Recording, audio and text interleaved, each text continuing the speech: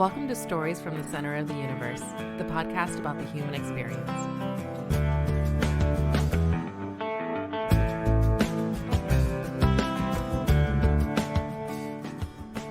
Trip, Chalkley, welcome to the Center of the Universe. Of course, you, I think, have lived in the Center of the Universe or been through the Center of the Universe. Been through the Center of the Universe many times. Had a few drinks at Andy's on occasion. Had a few drinks at the Sports Page. There you go. None of which are my sponsors. But yeah, I've been in Hanover County since 1980 when I came here as the assistant Commonwealth attorney, and then I started my own practice in 1984. Left that across from the courthouse, went to the air park for many years, and became Commonwealth attorney starting in 2008, so I've been here since 1980. Long time. I've been here since 69. Not trying to beat you. It's not a contest or anything, but you grew up. I'm envious because I graduated from high school in 1969. So, All right, I should mention that we connected. I've known you since I was probably a little kid, right? I don't remember when I first met you, but I know you were around when your dad and I met in law school in the pool hall. Yeah, and Wow. what year did you start law school? 73, got out in 76. Okay, and that was the same 3 years my dad was there, right? Dad was a year ahead of me, I think. Okay, got it. Yeah, because he did the Army thing for about 4 years, and then he came into law school. But y'all connected over a pool, billiards. Yes, your dad, God bless him, we never saw him during the week because he was either studying or working because he had a family. But Friday afternoons was his day to come down into the pool room, and we'd shoot pool. I think we played for a mammoth nickel a game. That's big money back then. Yeah, it was. It was more than I was making practicing or studying law at the time. Right. Infinitely more. Infinitely more, yes. Did you have any tough courses in law school? I was, in all candor, Paul, probably the worst law student T.C. Williams ever turned out. Really? I had been there like 2 weeks and came home. I was living at home. Told my father this is the worst mistake I've ever made. I hated it. Met some wonderful people, but nothing but law all day long, most of which never interested me. Most of the cases were about dead people from 100 years ago. And it just, there was no break. It wasn't like going to biology and then going to an English class that you like and then going to a history class that you like. It was just different areas of law. I was pretty convinced I would not be returning for my second year, so much so that I never bought books after my first semester. Even though you went back? Went back because my dad would advance my tuition. I would pay him back. Richmond, T.C. Williams had a cutoff date. I hadn't told my dad the news. I was not returning to pursue my law degree. My dad paid it. I thought, thinking to myself, well, I really don't want to pay him back if it's already paid. So I went ahead and finished my second year. And after 2 years, what the heck, you're 2/3 of the way through. You may as well roll the dice, see what happens then. Dad paying ahead led to you being a lawyer for a long time. Yes, it did. Is that what your father was, lawyer, or? No, my dad was a salesperson for Everett Waddy Company when he first started, and sold office furniture. Okay. What got you interested in law? One, I guess looking back on it, my grandfather was a City of Richmond sergeant, so I'd get to go down to the City of Richmond courts building in the squad room, which was pretty cool. But I think the other thing was so many shows on TV when I grew up, and I'd get to go to my parents who had a TV and we didn't. It looked pretty easy. I mean, it was Perry Mason and the Bolins and something else, and nobody ever had to do any research. Nobody ever had to search for witnesses. All the questions seemed to be admissible. People just showed up at the very last 5 minutes of the show and won your case for you. So I thought that'd be pretty cool. That's exactly how it ended up being for you, right? Yeah. Never had to look for a witness. Never had to chase down a fee. I mean, All right, well, let's back up. You were born in the city of Richmond. born in the MCV hospital, yes. Okay. Grew up in Seminary Avenue, really near Lombardy Avenue, and then moved to Brook Road across from the Children's Hospital. And then my parents bought a house on Pope Avenue where I lived all the way through law school. And while I was first started practicing law, since I was so successful, I still had to live at home until I finally bought a house when I was prosecuting the city of Richmond on New Bern Road in Lakeside, which was probably 0.8 of a mile away from where I'd grown up most of my life. So you grew up in the city. I grew up in the city, went to college in the city, went to law school in the city. I am not exactly the adventurous type. I mean, if everybody came over to settle this country was like me, we'd all have beachfront property because I could have cared less what was on the other side of the Blue Ridge Mountains. That's great. You wouldn't have left the Piedmont of Virginia. No, I'd have had beachfront property. I'm telling you, I'd been loaded. I'd be tanned now. Right? You'd have all kinds of property up and down the coast, maybe. Oh, yeah. That'd be great. That's funny. So how did you spend your time when you had free time as a kid? Oh, Lord. The city of Richmond was a wonderful place to grow up back there. They had a great parks and recreation program through the elementary schools. So we played baseball in the spring, and then they'd have summer parks and rec at the school. So we played baseball in the summer. I was lucky enough when we moved to Pope Avenue, my dad put a basketball court in for me. So there was always somebody coming by to play basketball. If it wasn't, you could go over to the playground. You'd find somebody to play basketball. If you went to the baseball diamond over at Ginner Park School, somebody would show up. You may only had 4 people, but you'd play instructions. You'd close off half the field. You had to hit to the left side. Or you just take batting practice and everybody run chase the little balls that were all the yarn was falling out of. Right. It's a great way to grow up, right? Yeah, it was wonderful. Yeah. It really was. So as a kid, what was your favorite sport to play? Baseball, by far. What position did you play? I pitched and I played first base and played third base. I was a very unsuccessful pitcher, but I looked imposing for the first inning because of my size. And after everybody saw my fastball, I was no longer imposing. So the bullpen got a lot of work when I was throwing. Well, you must have had a good arm. You're playing third. Could you not control it? No, I could catch. I had a good enough arm. I could catch it. I wasn't afraid of the baseball, unlike a lot of people. I got you. And I was too slow to play short or second. Yeah. Could you hit the ball? Yeah, I was a pretty good hitter. Couldn't hit for power. Didn't really develop a great swing until I started playing softball later on in my life. But yeah, I was a good contact hitter. All right, nice, good average. Good average, yes. Lots of singles and doubles. Lots of singles. Doubles would require me to run another 90 feet, so that didn't happen a whole lot. I was a really fat, chubby, slow kid. But you're tall, too. I wasn't that tall. My mother would say I was stout. Nice. So you went to John Marshall High School. Went to John Marshall High School. What was that like back in the day? Great high school. Wonderful teachers. My French teacher, my freshman and junior year, had worked for the OSS in World War II. Could speak 7 languages, and really knew how to teach. He was great. Had wonderful English teachers, great history teachers. Busing came along my last 2 years, and a whole lot of people that I'd gone to school with since elementary school and all the way through middle school, and probably my first 2 years left, went to Enrico, went to collegiate was basically a daycare center. Right. And it became a high school shortly thereafter. Yeah. Your French teacher in the OSS, that was the precursor organization to the CIA, right? Yes. Yeah. Yeah, I think the OSS essentially started during World War II. Yes, it did. So your French teacher was there at the beginning. Apparently so. And he was doing some tough stuff. We just knew he was in it. I don't even remember how. And I guess he had an affinity and just a knack for language, because I remember at Christmas time we learned Christmas carols in Japanese, Chinese, Russian. I don't remember what else. Obviously French. And then, ironically, he left to go to collegiate, as most of the faculty did. And the person that came in to teach my senior year of French had been head of the French department at Princeton University, had retired to Richmond and wanted something to do. Huh. Wow. You got lucky with the French teachers. In that day, I knew some French, because back then French was going to be the international language. It was a much bigger deal. I took it in high school for it was same reason. Huge. I went to Richmond and took whatever proficiency exam or whatever they gave you, and I went right to third year French my freshman year, so I'd finish my language requirement early. But yeah, I got a wonderful background in my foreign language. They started teaching. Richmond had French schools and Spanish elementary schools, and the Spanish teacher or the French teacher would come by one day a week.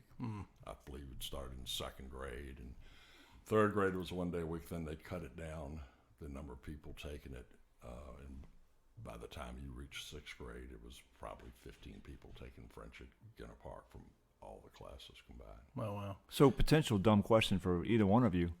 French was going to be like Spanish is now? They predicted French would be the international language used in corporate discussions, and I think going to be used by the UN and things. Okay. Matters of that. That's what they told us. Whether they did it just to get me to sign up for French class one more year, I don't know. But that's what they told us. It was going to be big. Those people were wrong. 100%. If I'd have gone to Highland Park, I could have spoken fluent Spanish, but that didn't happen. I enjoyed French. It's an interesting language. They don't really like S's unless there's a vowel or something don't like behind it. S's at all. Yeah. Don't want to put their adverbs after their verbs instead of before them. Right. Yeah, so the big language, I think, internationally for the last, 40 or 50 years has been English for the world. But if you're already an English speaker, I think it's either Chinese or Spanish are the two big ones. Well, didn't they say English is still the toughest language to learn if you don't know one? If you know, Yeah, which is amazing. a lot of idiosyncrasies in the English language, and we spell stuff weirdly. Yes. Well, and we borrow from almost every other language on earth. We do, except the ones that are popular, like Chinese. Other than takeout food, I've never used Chinese, and General Tsao must have been a hell of a guy. That's all I have to say. He's quite popular even now. Yes, he is. I've actually never looked that up. I should look up why he became such a big deal. I have no idea. I actually don't want to look that up. I want it to be a mystery the rest of my life, I think. Yeah, because he probably did a lot of stuff with rat or porcupine. So high school sounds like you had a good normal experience for that. normal experience in high school. And then how did you choose U of R? My dad had gone there for 6 months after World War II on the GI Bill.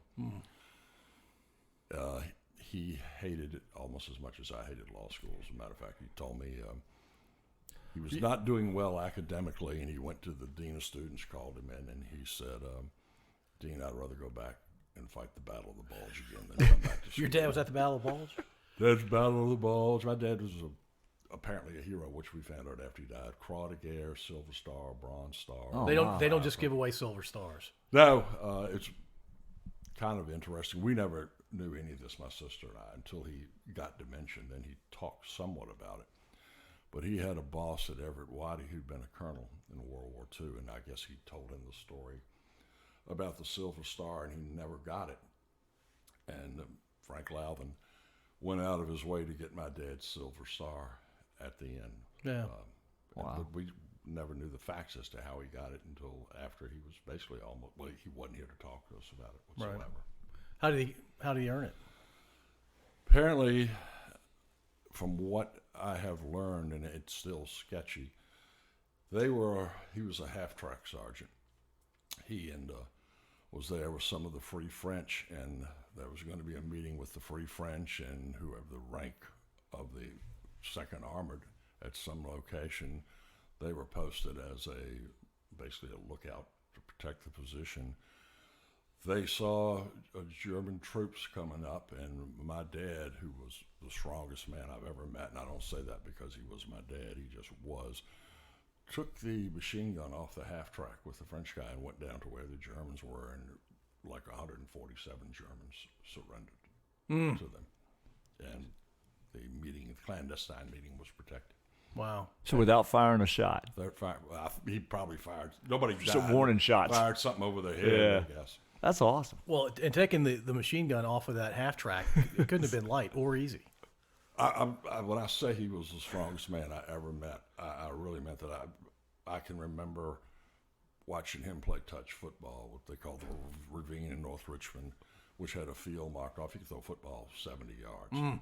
Wow. Whenever I thought I was a man and knew what the heck to do around the house, one of his accounts was the phone company. And y'all are probably too young to remember, but the phone company had the white pages and the yellow pages. I remember. Oh, yeah. In it. They covered like October. Well, I'd do something like in November or December, and he'd walk over get up from the kitchen table and walk over to where the phone book was and rip it in half. And say, if you think you're man enough to run this house, then come on behind the garage. And my mother invariably would say, Chalkley, we never have a phone book after Thanksgiving. He'd go, Marion, I sold the phone book company. How many phone books do you need? I'll bring them to you tomorrow. Wow. Yeah, ripping those white pages or the yellow pages, nobody could do that. Except your dad. The only person I've ever seen do it. I've seen people rip the white pages. I've seen them rip the yellow pages. I have never tried because I knew I would fail. Yeah, I wouldn't even think about trying. Yeah. It seems impossible. It does. Was he just naturally strong, or did he? Naturally strong. Yeah.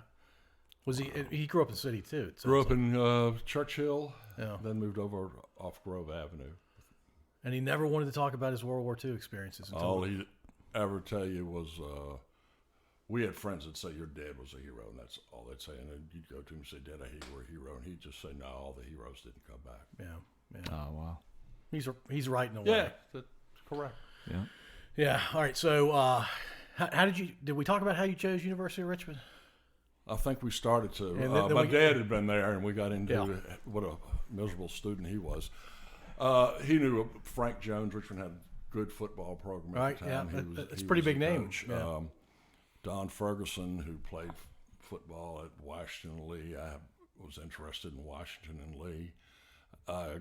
Got accepted to Princeton. Really had I'm convinced I got accepted to Princeton because my first name is Ramon. They thought I was Hispanic, and I was just going to satisfy some minority deal Princeton had going at the time. I really didn't want to go up north. Took my trip to Washington Lee where I really thought I would go. 64 didn't go to Lexington at that point in time. You went down 460. You went through Goshen Pass, which I always thought was a perfect place for an ambush. Yep. Drizzling, got behind some farm vehicle, 1-lane road. Probably should have taken, 3 hours. It took like 4.5. Got there, it was drizzly. First thing you see is VMI. Got to love the school, but I couldn't have gone there. And I'm going, man, I can't spend 4 years here. So it was 4.5 hours from the beach at least. With no traffic, no road problems. And I just, my dad's connection to Richmond, most of his friends that had come back from World War II had gone to the University of Richmond on the GI Bill, so his best friend went there and played football. And I grew up going to Richmond football games and basketball games. Sometime I was 4 years old. I remember him playing in alumni football games and going out there. Was this Barty Smith era or before him? Barty Smith got there right after I started at Richmond. Barty, I think, was a year after me. Okay. I think he started in 70. Cool. And you played there? No. I went there thinking I was going to play basketball, but they were misguided, as was I. It sounds like me. I'm misguided with that, too.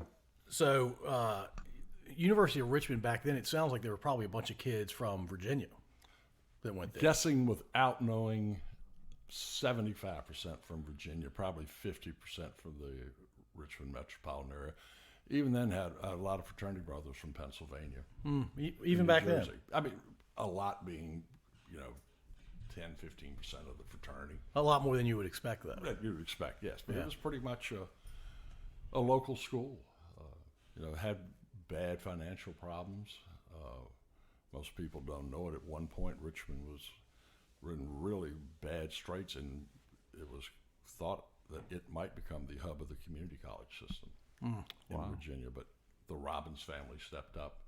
Oh, that's right. And everything changed. I mean, your dad will tell you, we went to law school, and they almost lost their ABA accreditation because the library was so bad. They had, I think, 2 sets of the Virginia Code, 1 set of Southwestern Reporters, and me being the loyal UR person that I was, I wondered my way not to check out any books in the law library so other students wouldn't be denied. You were just looking out for everybody else. I'm a giver. What can I tell you? Oh, man. So I think I was telling you the other day, I went to a concert there. They built a nice place for music and I guess theater. And I couldn't help but notice. Indoor? Yeah, indoor. Over at the Jepson Alumni Center? I don't know the campus as well as I used to when I was a kid, but I couldn't believe I couldn't find a single Virginia license plate besides the car that I came in. And I'm like, why are there no kids from Virginia going to the University of Richmond anymore? And I think the logic is, it's even though U of R is not cheap, these days. No, my son went. It's definitely not. It's still cheaper than, I guess, some options up north. Because they come from Jersey, New York, Connecticut, Pennsylvania in droves now. And internationally. Wow. I mean, a lot from Southeast Asia, a lot from China, from what I'm told. Yeah. I think 11% of their student body's from Virginia. I would guess it was lower than that. Wow. And you know that because you're involved along? No, I'm not involved at all. The University of Richmond is not the University of Richmond I went to. I have no interest in supporting the University of Richmond. I go to football games so I can tailgate with my fraternity brothers. I go to basketball games because I like to watch basketball, and I will not go to the Siegel Center. No, I get it. But yeah, I mean, Richmond is. I went. It was a Southern Baptist conservative college with professors that were conservatives, and it's just far too liberal for me now. I think every school in the country just about is like that. Yeah, it seems to be that way. It's hard to find a conservative professor, I guess, unless you go to Liberty. Yeah, Liberty or similar schools. Or Regent Law School down at the beach, something like that. Yeah, and you can probably count them on one hand. Yes. Yeah. I don't know what it is. I've never really looked into it, but colleges tend to attract people that aren't conservative thinkers. Well, my wife was a teacher. I've always kept in mind, and no offense to your mother, that those who can do, those that can't teach, and those that can't teach, coach PE. But my mom, I don't think will be offended by that. No, I call her Deirdre. Deirdre's not. She's got a wonderful sense of humor, a great lady, good friend. She's a good lady. Yeah, she is. There's no doubt. All right, so U of R, I'm guessing, is not a sponsor of you when you run for election. No, I don't get any corporate sponsorship. I'm lucky enough to have some great friends in the county that have stepped up to support me. I'm incredibly fortunate, as are the citizens of the county. We have a wonderful sheriff who not only happens to be a wonderful sheriff, he happens to be a wonderful friend who runs probably, in my opinion, the finest law enforcement agency. If not in the United States, certainly in the state of Virginia, but he's got to be one of the top 10 in the United States. I mean, they are so well trained,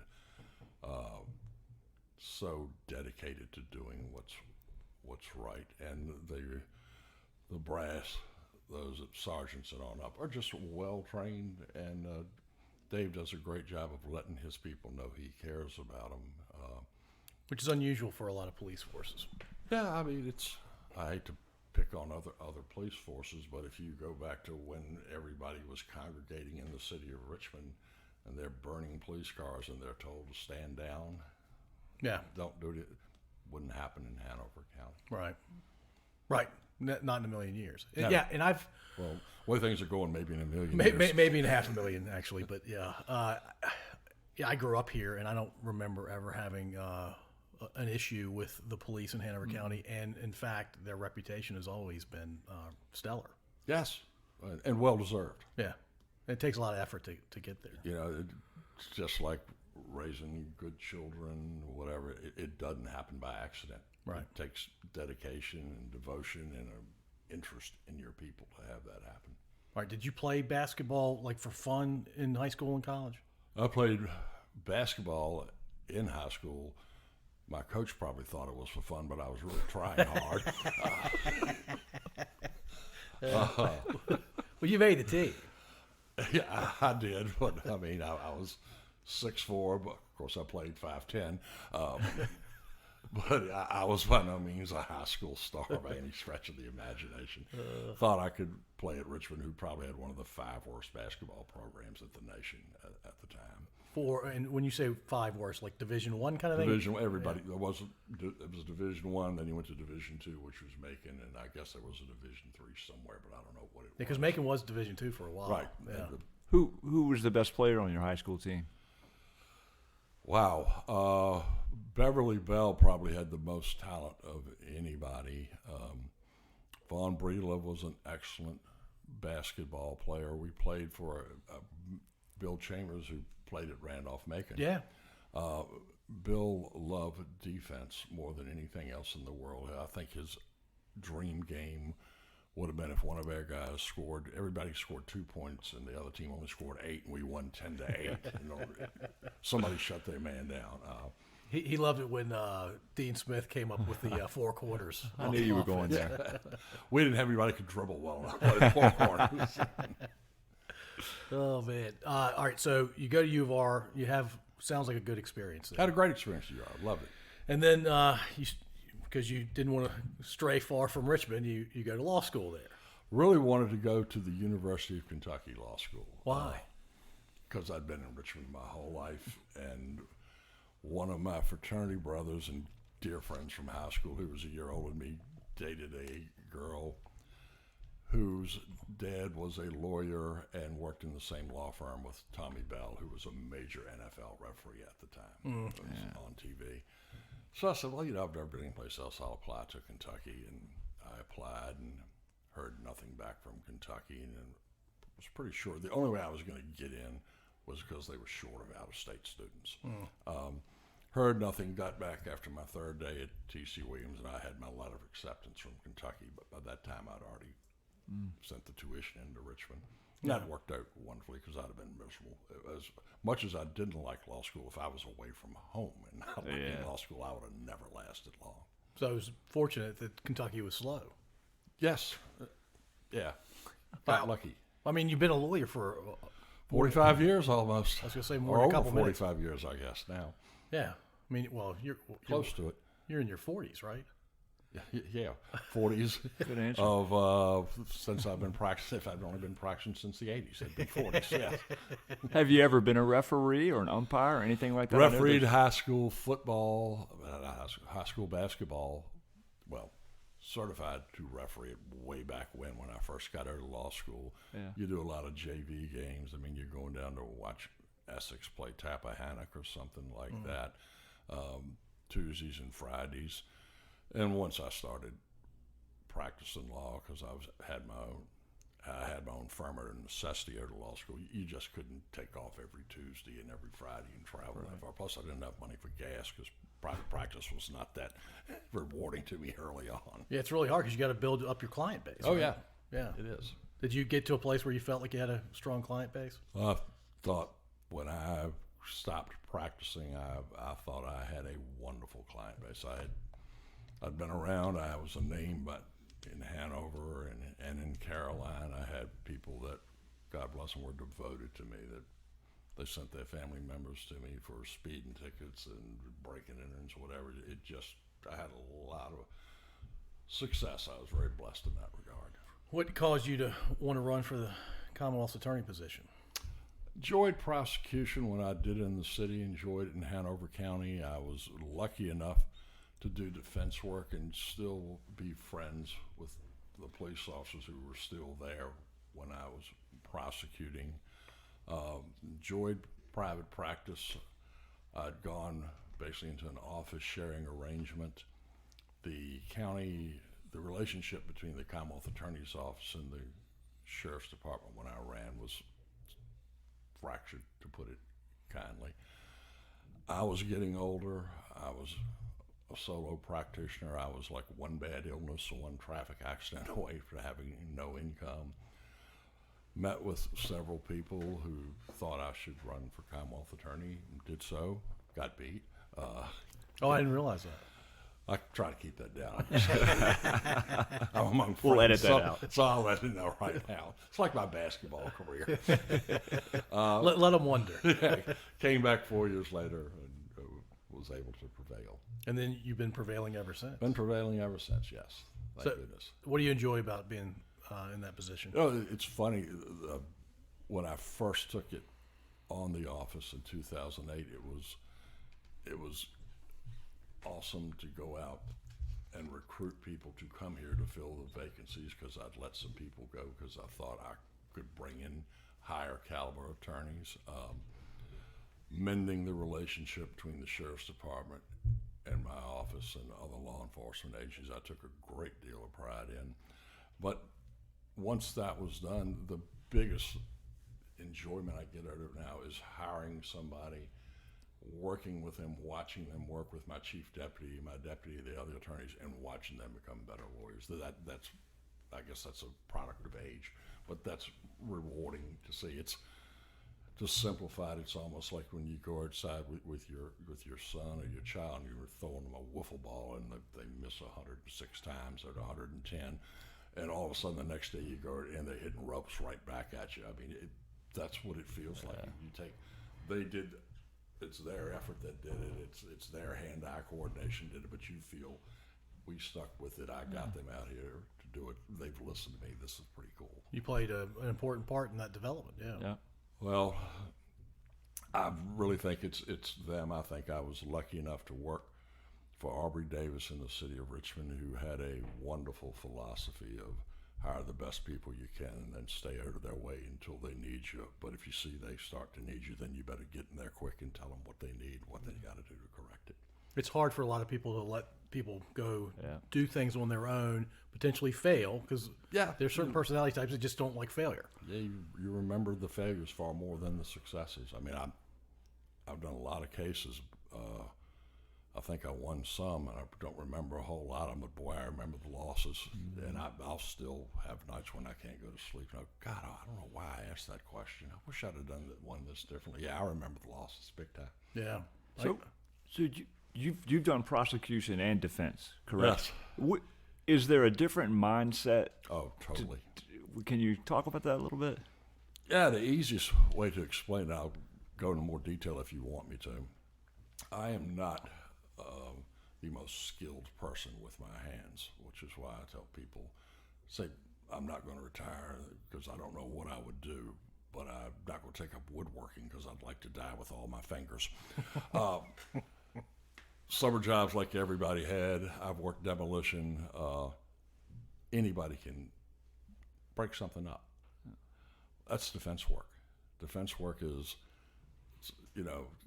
where's the weak point? What can I pull out? And everything tumbles down because now there's a reasonable doubt.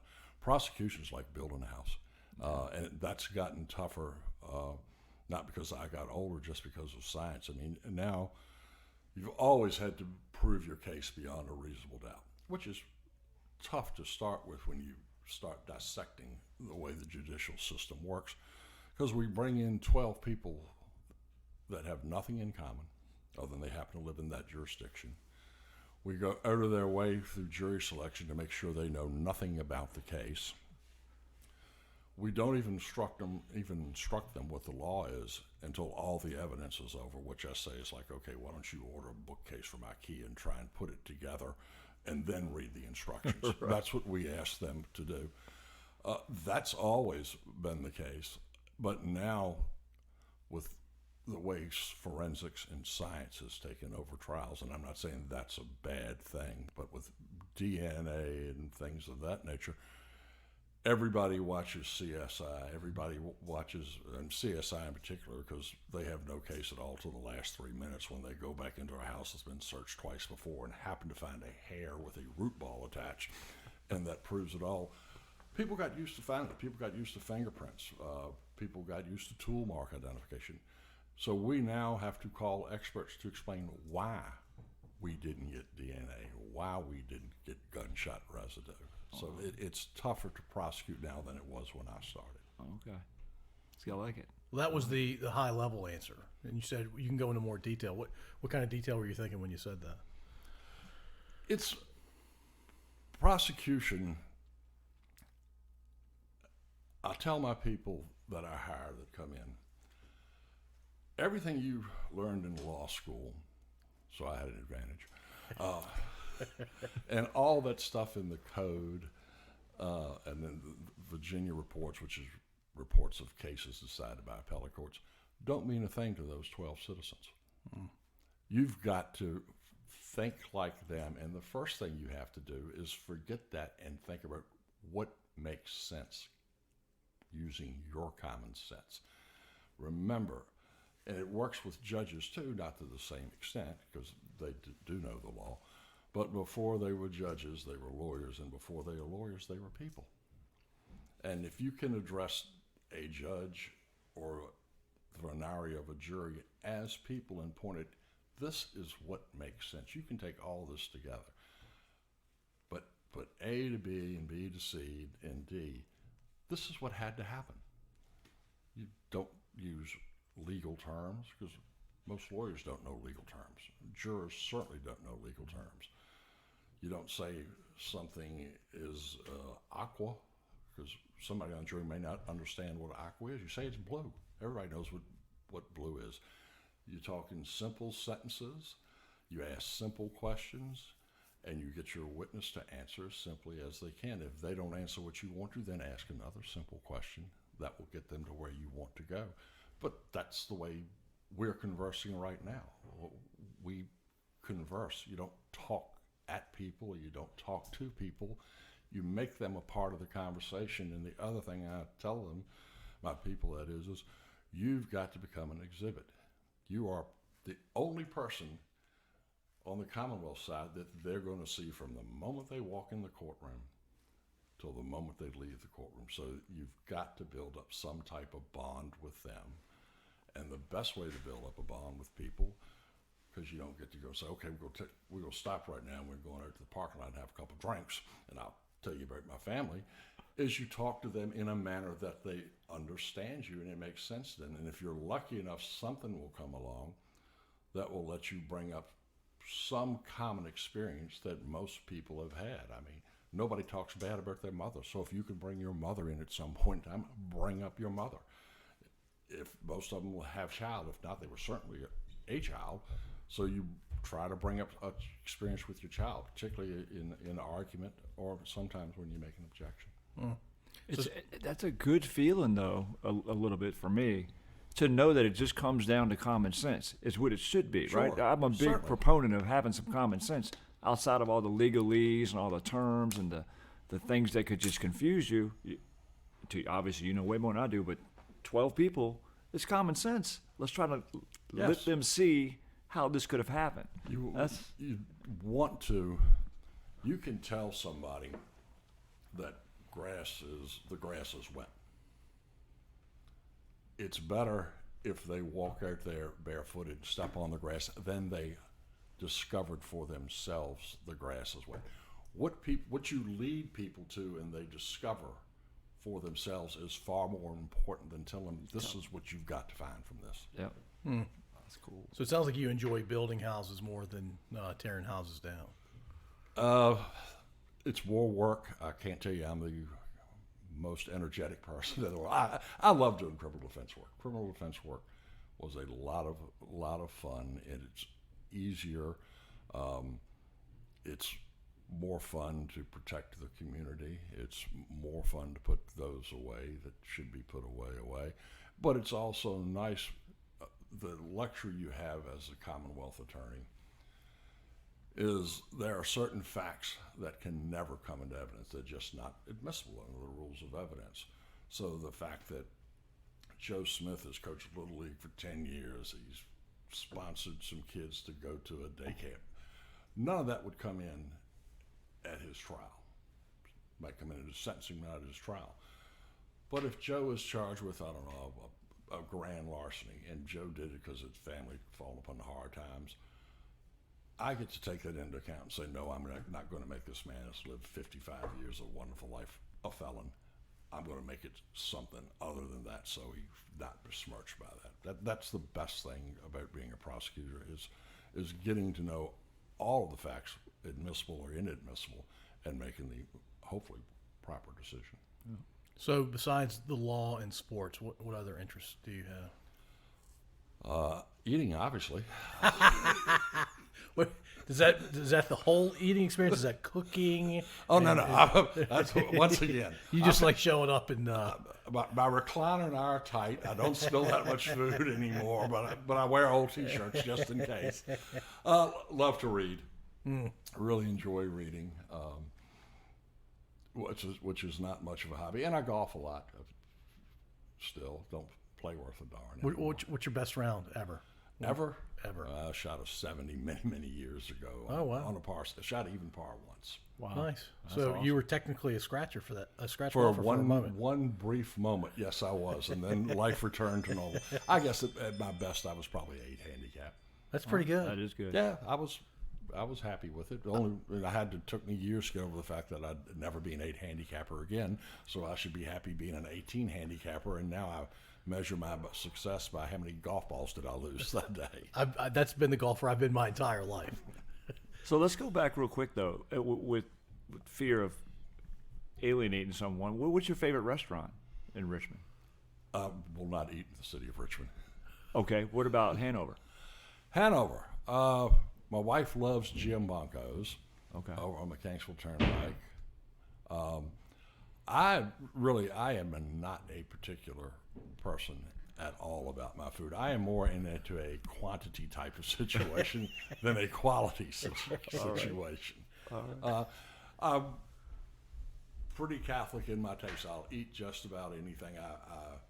I somewhat limit myself because I'm a history student, that I try not to eat foods from a country that did not win a world war. Since an army travels on its stomach, I believe you should eat that. So I don't eat sauerkraut. I give Italian food credit for the Roman Empire, because I will certainly go eat Italian food. You're going to have to come up with any a reason loophole to eat there, Italian food. Yeah. Well, I am a lawyer. All right, so let's go back to either defense or prosecution. By the way, do you go to court today at all? I go to court, but not for anything significant. I will do perhaps there's something called the red flag law that just passed, where if somebody's convinced that you are a threat to yourself or others, the police can come and issue an emergency order, take your firearms away. You have a right to be heard within 14 days to get them back. I do those. I look at all the show cause violations, people on suspended sentence that have not complied with what they're supposed to do, before I decide whether to issue a show cause or not. And if people go on vacation or their child is in a play or something of that nature, I will go to court. But as far as trying cases day to day, no, I sit in my office. I'm available for officers if they have questions to talk with me, signed instructions forms I probably see. And this is one of the delights. I probably get 5 to 8 citizens a week that come in to see the Commonwealth attorney to ask me questions. Most of them are about civil matters that I have no idea what they're talking about, because they think the Commonwealth attorney does everything. Right. Is all knowing. Boy, are they wrong, and they're convinced of that when they leave. It's all criminal, right? All criminal. Yeah. A few civil things, that restoration of licenses, restoration of firearms. Right, I review all of those and look at the records and decide whether or not we should give them back or have a hearing on it. Got it. Without using names, certainly, but can you tell us about one of your more memorable cases? And it can be loss or win for you. Oh, good. Well, thank God you expanded to loss. That'll give you more options. I did somewhere between 9 and 13 death penalty cases. Oh, wow. They're memorable only because living with the thought that you could be responsible for somebody going to the electric chair or getting the ultimate penalty is a miserable way to lead your life. The most memorable case I probably did was Commonwealth versus John Bradley Crawford, which was a cold case I inherited when I came out here in 2008 that had been mistried twice. It's a little boy was abducted in Henrico, found over off Cold Harbor Road, where he basically died of hypothermia. It's the oldest, at the time at least I was told by the cold case investigator, it's the oldest cold case ever solved without DNA or scientific evidence. Wow. And that was memorable because we had to deal with I can't even think of the gas chromatograph, which I'd heard of because it's in My Cousin Vinny. When the guy talks about it, and it has nothing, it's totally misused in My Cousin Vinny. The other side had the leading expert in the field about why this was not sufficient to identify the petroleum products used to connect the defendant to the crime. So I, who have never been a science fan, had to check out gas chromatography written by him from the VCU library and read that, and that was brutal. I don't think I'll ever forget that. I spent more time going to a dictionary to figure out what terms meant than I did reading. And I'm pleased to say after the trial was over, I've forgotten pretty much all of it. There you go. Well, I don't know when you would ever use that ever again. Hopefully never. It was my dream. My Cousin Vinny, though, great movie. Yes, love it. And it's when I used to teach certain attorney groups and paralegal groups, I would encourage them to watch his cross-examination of the witness, because that is using common sense and using layman's terms to just, he says, what are these things called? Leaves. Yeah, everybody knows what a leaf is. I mean, it's a great primer on how to really cross-examine a witness. We can come back to My Cousin Vinny, the guy that was found guilty in that child's cold case. How old was he when he was eventually? The case was 30 years old, so I guess he was in his 50s. He had been incarcerated for other crimes against female juveniles in Hanover. He was getting ready to be released for that. And my predecessor indicted him, tried the case, it came back hung. They were scheduled to try it before I took office. I'd won the election by then. They didn't bring enough jurors, so it got continued. So I took office in January and sadly was set for trial in March. Tried it, another hung jury. I didn't think, honestly, based on the evidence we had, we could ever get a conviction. I thought it was just that nebulous as to evidence. I almost decided not to prosecute the case again. I just thought it was a waste of effort on my part, witnesses' parts, certainly the investigator's part, the juror's part. And the lead investigator said, if you don't try him again and he gets out, he's going to do this again. So I don't think there's any question, yeah. So I said, okay, I'll announce we'll do it again. One of the few press releases I've ever done. And weirdly enough, I think we'd announced it. And we're chasing down bizarre tips from everybody. Got a call from a lady who said, hey, I remember going to a party right after this happened, and I heard the defendant talking to somebody else, and what he said was he thought it was just a game, and he didn't put up much of a fight. And I said, all right. So I sent the investigator out, and he said, you really got to come talk to her. I really think she's onto something. So I did. Obvious question was, why'd you wait all this time to tell somebody? After this party, she moved out of town and heard he went to prison, but he had for the events involving the other two children earlier. This one had never been tried. She had suffered a back injury, so she was working from home and cut on the news and saw he'd been indicted again for this case and go, wow, I thought he was in prison. Let me call up Trip Chalkley and talk to him. Wow, so she ultimately thought he wasn't going to be out of prison anytime soon. She thought he'd already been sentenced for this. Oh, wow. Because she was out of town. She just heard he went away for an offense involving children, so she thought this was what he'd gone away for.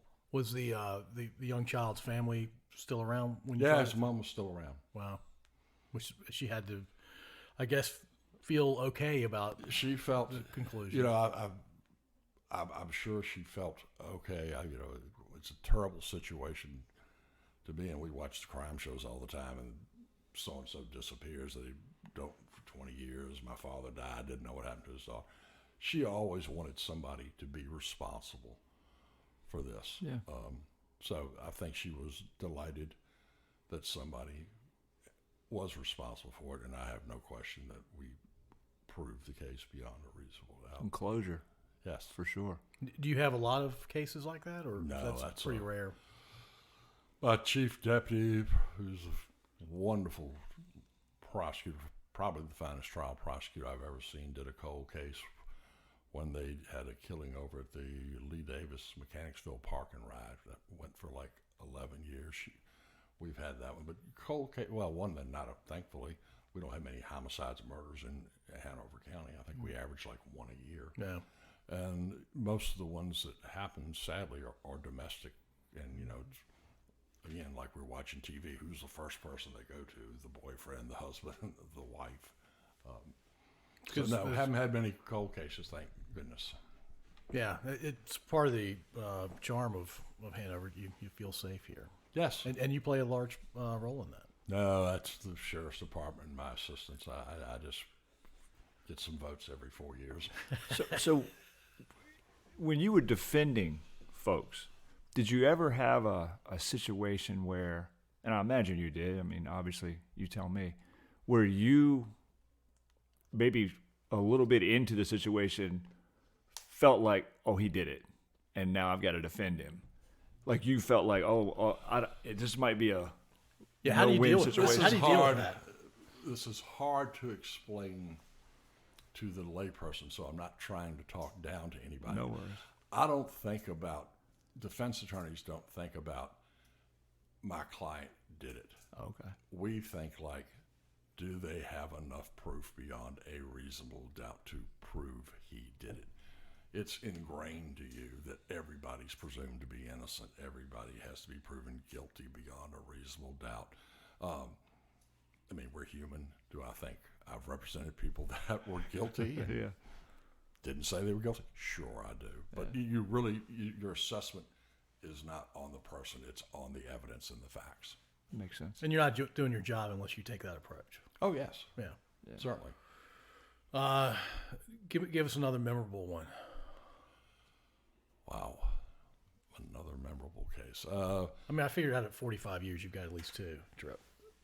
Last memorable case I did started as a capital murder case in Richmond County, where I was appointed by the court. Two people had been killed in what probably was a drug deal gone bad. Kind of interesting to go down there because I got no contacts down there. Right. I just got called up by the court saying, hey, good news, you're the next guy on the list that's qualified or death certified, as they say, which is a lovely title to have. You've been death certified for a while. Yeah. So I go down there, I meet my client, I meet the Commonwealth attorney, who's ended up being a good friend of mine, but he's kind of small. He's wearing a three-piece suit. I go into the district court. He's doing the traffic docket, and he stands up the entire time, and I'm going, and I'm sitting back there going, God, these benches are killing me right now. Maybe but he's got his own chair. Started out, it's a small town small county sheriff's department, which doesn't mean they're not dedicated good. They're just limited manpower and resources. And as we went through the case, I went to the Commonwealth attorney and I said, he allegedly one drug dealer got killed, one got shot. Are people in this county really going to care about that enough to give him the death penalty? I said, and if they are, the county better than I do, that's fine. But understand, if we try this as a death penalty case, I'm going to have to file like 46 motions. I'm going to have to object constitutionally to everything that goes on. We will spend more time in court doing motions, not for our case, but for any appeals and the habeas that occur after this. When if you take death off the table, we can just try it as a murder case. He said, done. Developed. He said, there are other co-defendants involved. He said, we'd really like to talk to your client. I said, well, we'll certainly talk to my client, but we're going to have to get something for that. He said, well, why don't we take first-degree murder off the table and make it second-degree, because I don't think he shot it. I said, okay, that's a big difference. Talk to him. They talked to him, and apparently his story's making sense, and They go back again. They've tried one. Now they got to try somebody else. And they say, we would really like to talk to your client again. Can we do that? Well, by this time, they've tried the other cases. They've got major evidentiary problems. Witnesses have disappeared.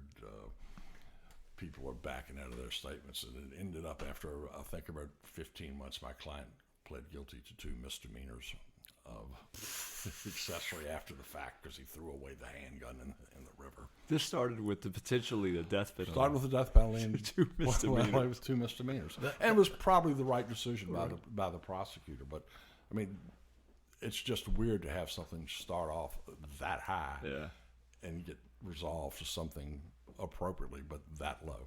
It's fairly unusual to go from death penalty to misdemeanor level. Yes, I've never had it happen before. Yeah, I was going to say that had to be one. Never had it happen before. Just stealing a Butterfinger. Yes. All right. Well, this is fairly timely. You watched the PGA Championship. Yes, I did. Did you watch all 4 rounds? Watched most of the replay on Thursday and Friday. Didn't see it all on Saturday because I had a celebration of life to go to, but saw some of it on Saturday and watched some of the replay and saw certainly everything from when the leaders teed off on Sunday. I watched the first 4 holes. I couldn't believe the bogey birdie stuff that was happening. And then I had to go do some stuff. And so I recorded it like I always do. And I was hoping that nobody would text me or I actually should just put my phone away. And I watched every shot that Mickelson took.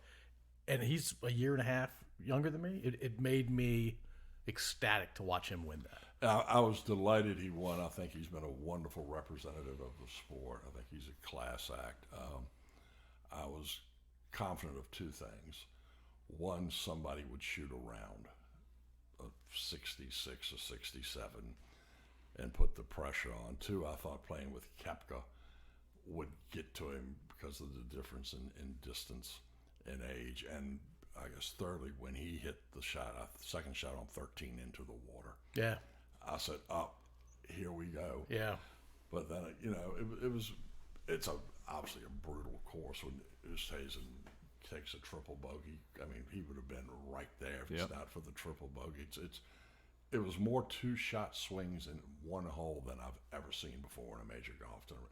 But it was just great drama because I still felt like coming to 18, Koepka may make a birdie on this, and Phil may bogey on it, especially when he hit it up into the gunk. And then I think, as this caddy said, you don't need to be a hero right now, just get it over. But I can see him sculling that baby, trying to hit that flop, sculling it into the water. He's done it before in major. He probably should have 10 majors by now. Certainly should have won an Open. Right, had it all there for him. Yeah, he was second place 6 times. Yes, but when he hit the driver at Oakmont, I think it was, and way left, it hits 3-wood, hits the fairway, cruises in. That was tough.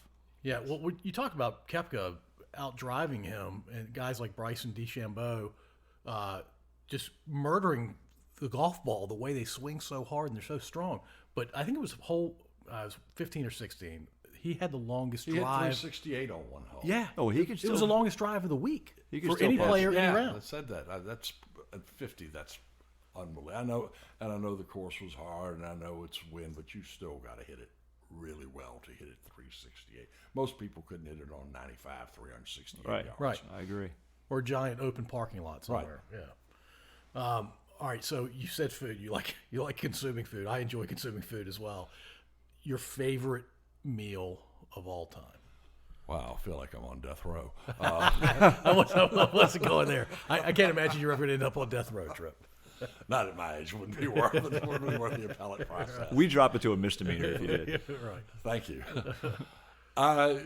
Push comes to shove, I'm probably going to go to basics. I'm going to get myself a nice, rare steak with a baked potato. I want a salad. And because I'm not counting carbs, because this is my final meal, I will get some French fries with that. Well, you made it the final meal. I just said favorite. Well, if I eat that meal, it might be my final meal. Yeah. Did you get fries and the baked potato? Oh, I'm going all out. Yeah. Oh, if you want me to vary my diet, I'll get onion rings. All right. So, what kind of steak? Oh, wow. Porterhouse, big. You're not messing around. No, this is it. I'm going all out. I think I'm getting the exact same meal. I don't need the fries and the baked potato, But you're not 70, so if you got to be my age, you wouldn't take a chance with that coming up again. Filet mignon, those would be my cut. They're so tiny, though. I don't Yeah. They would certainly be better if they were bigger. Yes, No doubt. But they are tasty. Good piece of steak, for sure. I'm bouncing around a lot here, Trip. You mentioned you call my mom Deidre. Yes. What's the story behind that? We were sitting, I think we'd been to a bar function, and your mom and dad and my wife, Stephanie, and I went to Andy's, and we were sitting there talking, and I think... Well, hold on. How long ago was this? Oh, before your dad became a judge. Okay, all right. 20-some years, maybe. And Larry, for some reason, called me Chip. And Brenda started laughing. So I called him Harry. Your mom called my wife, Stephanie, Bethany. I didn't want to do it. Brenda, I thought, was just too mundane for your mom. I always thought she should be a diva, so I called her Deirdre. There it is. I did not know that story. I also did not know my parents ever went in the Andes. I had no idea. Well, I probably led Larry astray once again.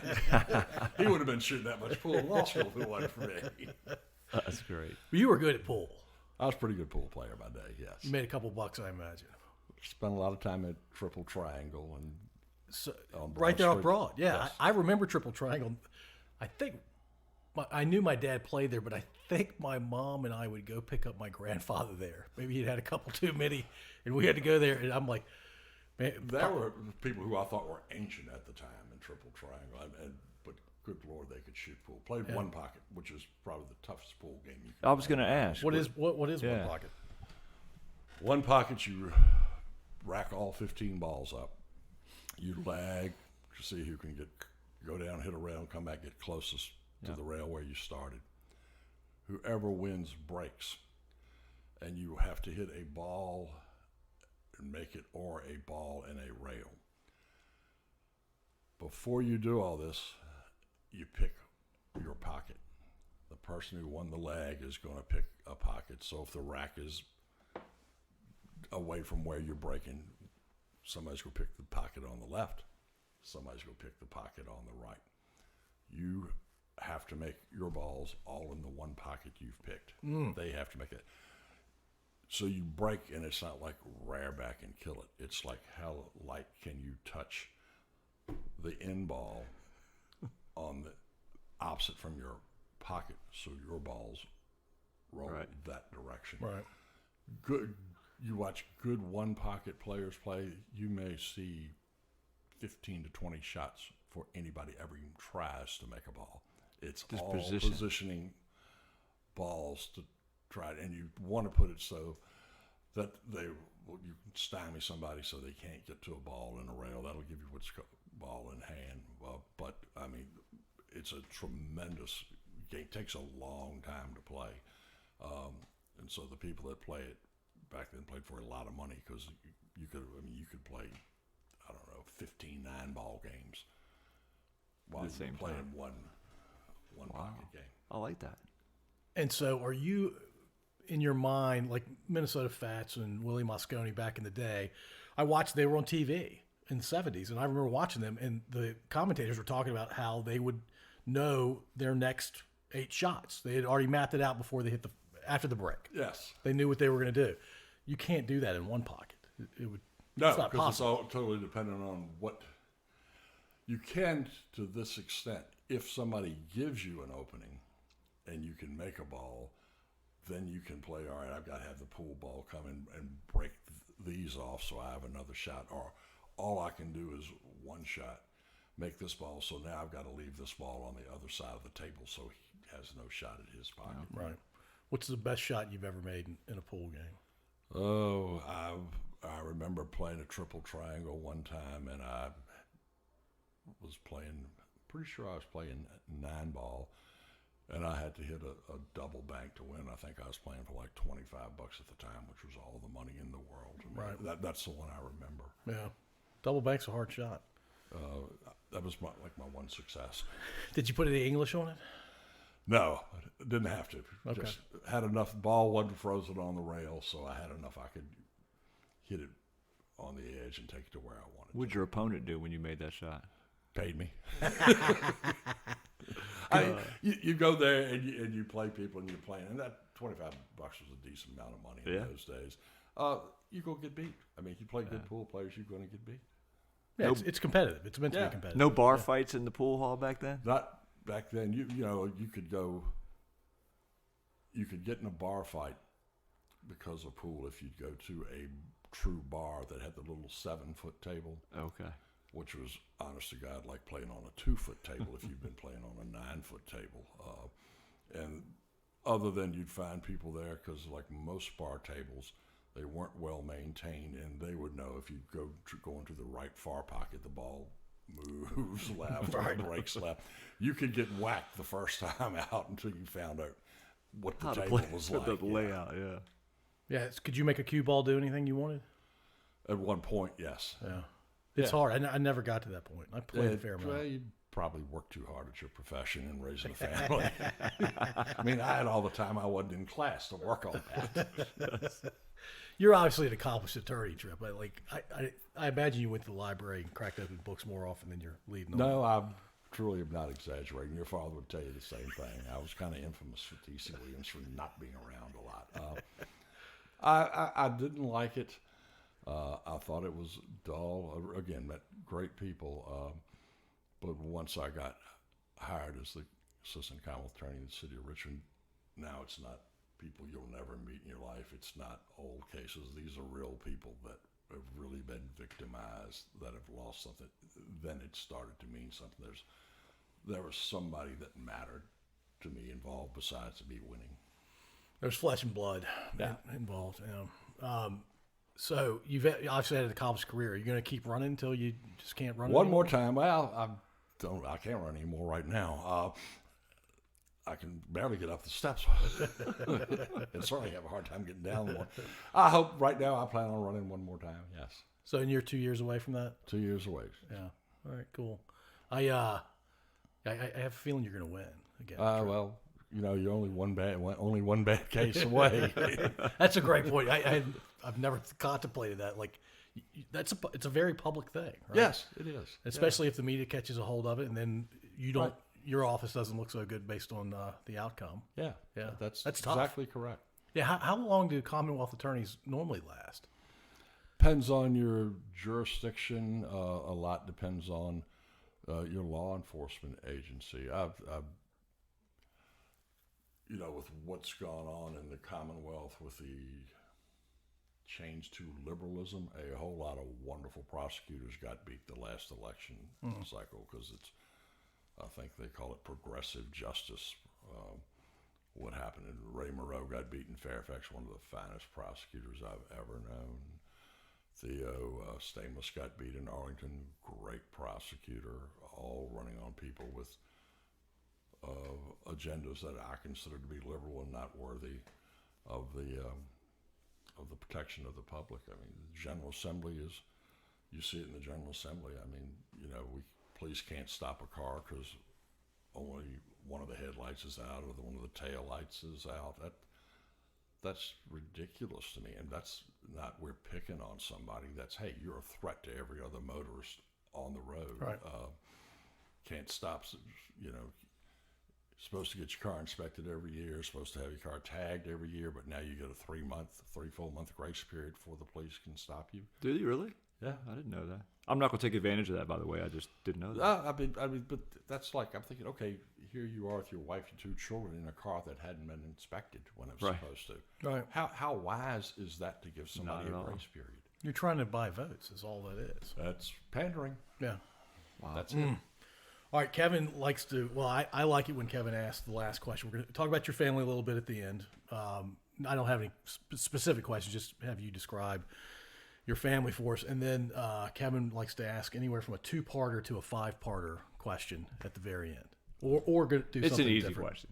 All right, but you go ahead. No, go ahead. You go ahead now. Yeah. All right. For you, based on everything we've talked about, what would your dream foursome be on a golf course, and where would you want to play that? He's one of the 4. No, yeah, he's one of the 4. Okay, yeah. So you have 3 other dead or alive, could be anyone, male, female, doesn't matter. And where would you play that round? I would love to play, and I've only seen pictures of it, Pine Valley, but it's always ranked the #1 course in the world in the United States. I can't imagine I would have enough golf balls to play it, but I haven't played a lot of wonderful courses. I played some, but to play the #1 consistently ranked golf course in the country and the world, I couldn't turn that down. What's the best course you've played? The best course I have played in its day was probably the Blue Monster at Doral. Oh, okay. I played over at Casa de Campo, Teeth of the Dog in the Dominican Republic, and that was cool just because it's the Dominican Republic and there's some par threes you got to hit over the ocean in theory. And I actually bogeyed one of them, but I birdied the next one, so I finished even par on the 2 par threes over the ocean. I was pretty pumped about that. And then I hit the golf ball on the next hole and lost it. So I don't have any memory. I have no memory ball to a souvenir of that. My foursome, I would have probably picked people like Arnold Palmer. Always fascinated with Billy Casper because he was a big guy and ate buffalo meat. But now that I'm this age, I pick my buddies I always play with and do that just to have a good time. That's cool. And it'd be cool to play with Palmer if he were around. It'd be wonderful to play with Mickelson. But I'm thinking, how much fun am I going to have watching people hit the ball that well? And y'all hold up a minute. I think I can find this one. You need to play with 18 handicap guys. Yes, I do. Yeah. See, that's why I pick Barkley as one of mine all the time because I know I can beat him. Yeah, you could. And he'd be fun. He would be fun. He'd be fun. That's cool. All right, Trip, tell us about your family. Wife Stephanie, wonderful lady. We met when I went to talk to her elementary school class about being a lawyer. We have two different stories as to what transpired after that because I'm the guest and she's not. She chased me unmercifully and finally wore me down. I have a son who's 28 years old. He's a CPA, lives in right up 54 in Providence subdivision, and he's a wonderful golfer, great young man, but a wonderful golfer. He's like a +3 or 4 handicap. Oh, wow. Play with him, try to play with him every Sunday. People say, you like playing with your son? I said, I see him on the tee box, and eventually I see him on a green. But the rest of the time, we're in different area codes. He's maybe 100 yards ahead in the middle of the fairway. If I really hit one, he's 100 yards away. Very cool. Well, Trip, I learned a lot tonight. Really appreciate you joining us, Kevin. And this has been a blast. Thank y'all. Thank you, Kevin. We had a great time. Thank you, Paul. Yeah, thanks a lot. All right, take care of yourselves. Thanks again. Thank you for listening. If you enjoyed this episode, please subscribe to wherever you listen to podcasts. We'd also really appreciate if you'd rate and review us. You can find us at scodupodcast.com.